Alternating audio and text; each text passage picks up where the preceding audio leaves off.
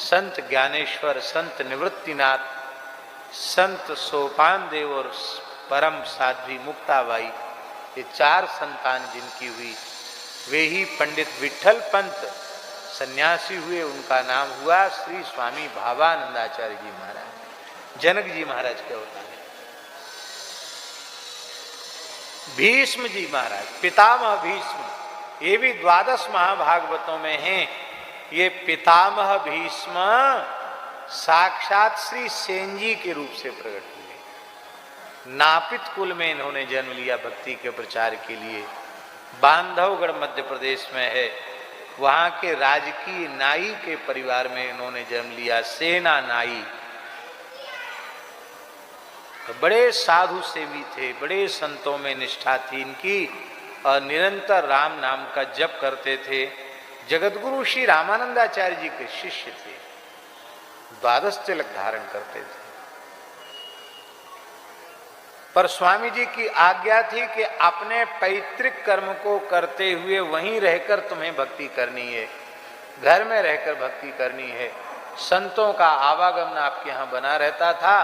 एक दिन संतों की जमात आ गई और संतों की आव भगत में सेन जी भूल गए, और राजा के यहाँ उनको रोज मालिश के लिए जाना पड़ता था, और हजामत भी आज बनानी थी, मालिश भी करना था राजा का। तो भक्त वत्सल भगवान रघुनाथ जी ही ड्यूटी देने चले गए। सेन जी के रूप में स्वयं राम जी पहुंच गए। बांधवगढ़ के राजा को तेल मालिश करने लगे। राजा ने मन में सोचा कि ये सेन जी तो हमेशा ही बचपन से मेरी सेवा कर रहे हैं, और ऐसा स्पर्श तो कभी इनका देखा नहीं। अरे बड़ा सुखद कोमल स्पर्श। भगवान की आरती हो रही है, हम लोग यहीं बैठकर थोड़ी देर आरती का अनुभव करते हैं। आरती जैसी हो जाएगी फिर कथा आगे आरंभ होगी।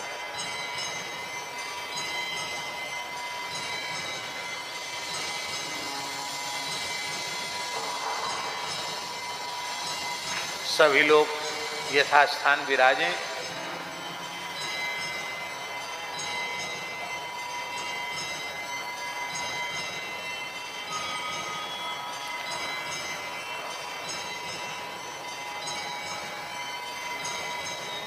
आज की जो चर्चा है वो बहुत ही गंभीर है और बड़ी महत्वपूर्ण चर्चा है, इसलिए उसका प्रवाह बना रहना चाहिए। आप लोगों को सुनने में कोई बाधा तो नहीं हो रही ना आरती से? तो हम सुनाते भी रहते हैं, कोई चिंता की बात नहीं। आरती भी होती रहे, आप सुनते भी रहिए।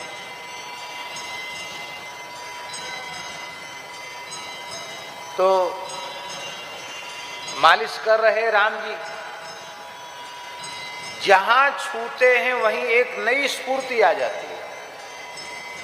तो राजा ने सोचा कि अच्छा, भगवान के श्रीअंग की दिव्य सुगंध, तो ऐसी सुगंध में राजा हूं, बड़ी बड़ी सुगंधित वस्तुओं को मैंने सूंघा है, पर ऐसी दिव्य सुगंध तो आज तक आई नहीं। तो ऐसे मुड़ के देखते हैं तो सेन जी,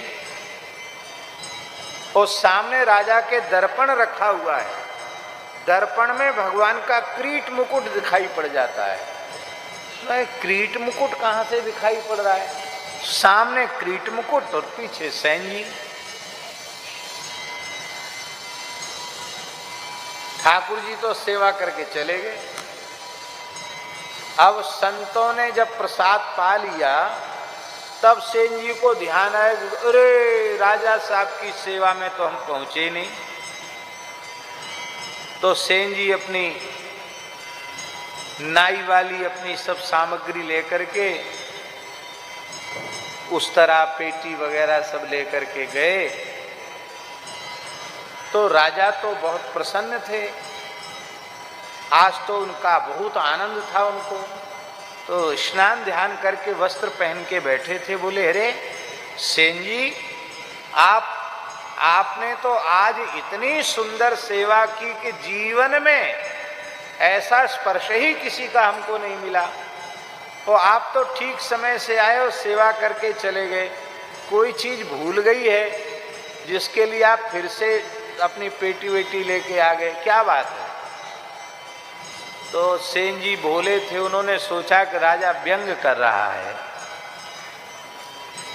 तो उन्होंने कहा कि अन्नदाता माई बाप, हमसे तो भूल हो गई, हम तो आज वस्तुतः आए ही नहीं हैं। आप अच्छी प्रकार से जानते हैं कि मैं कभी झूठ नहीं बोलता। और मेरे यहाँ तो संत आ गए थे, मैं संतों की सेवा में लगा था। तो अब मेरे रूप में कौन आया ये तो आप ही समझिए।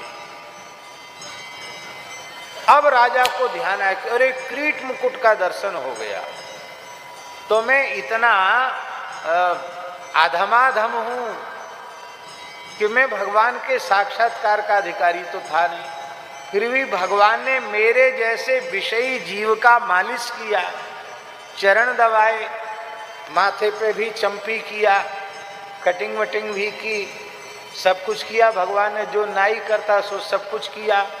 अरे वो तो साक्षात रघुनाथ जी थे। राजा रोने लगा और श्री सेन जी के चरणों में साष्टांग पड़ गया।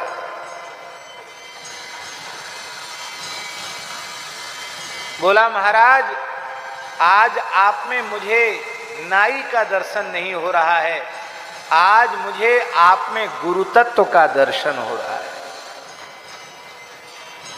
जिस गुरु तत्व के बारे में कहा गया, गुरु साक्षात परब्रह्म तस्मै श्री गुरुवे नमः, चरणों में पड़ गए। बोले आप हमको शिष्य बनाइए। मैंने तो वर्ण कर लिया, आप स्वीकार करो न करो। आप विधिवत दीक्षा नहीं देंगे तो मैं तो प्राण ही त्याग दूंगा। राजा ने अनशन व्रत ले लिया और श्री सेन जी बड़े दुखी हो गए। मैं नाई हूं, मैं कैसे आपको, ये तो शास्त्र के अनुकूल नहीं होगा। मन ही मन देखा राजा 3 दिन से भूखा प्यासा है। तब सेन जी ने मन ही मन आचार्य चरण का ध्यान किया। श्री रामानंदाचार्य भगवान की वाणी सुनाई पड़ी, वत्स सेन,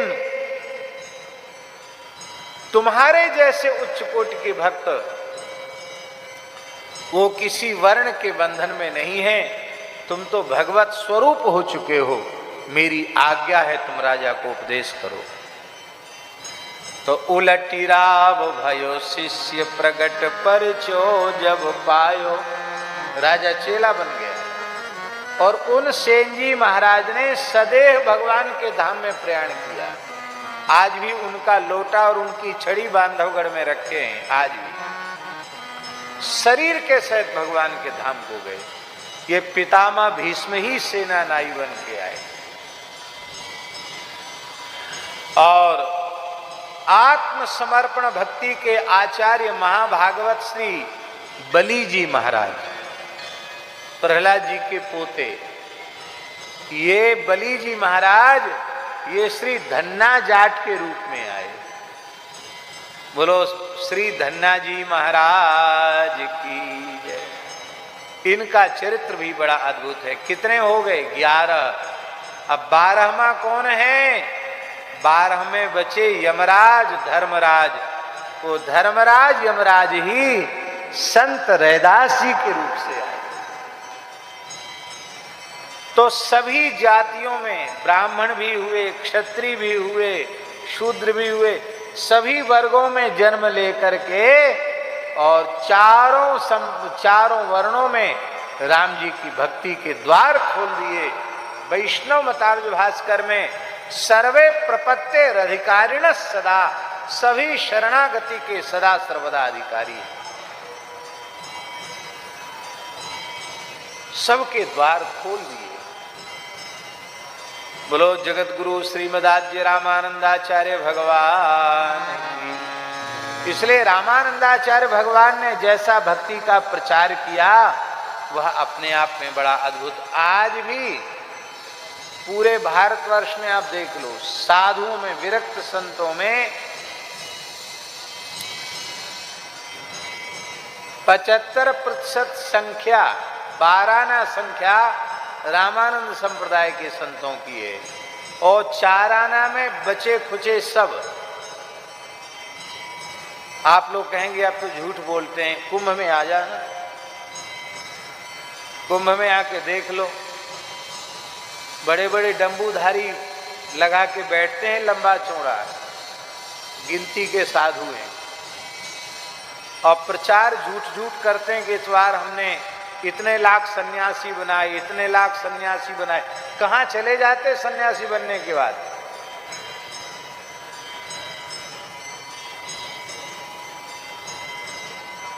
कहाँ चले गए?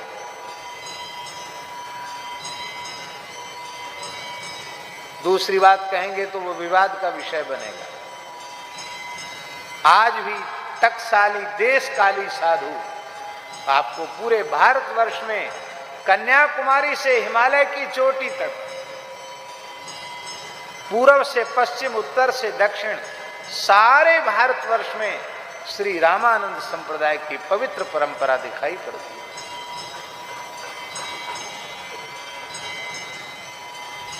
अब हम क्या बात कह रहे थे उस पर ध्यान दीजिए।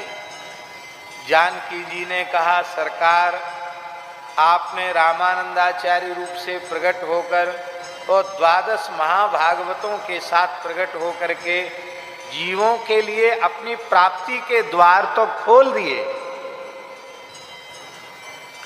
लेकिन मानो कोई जीव ऐसा अधिकारी जीव हो जो मेरे और आपके नित्य महल में आकर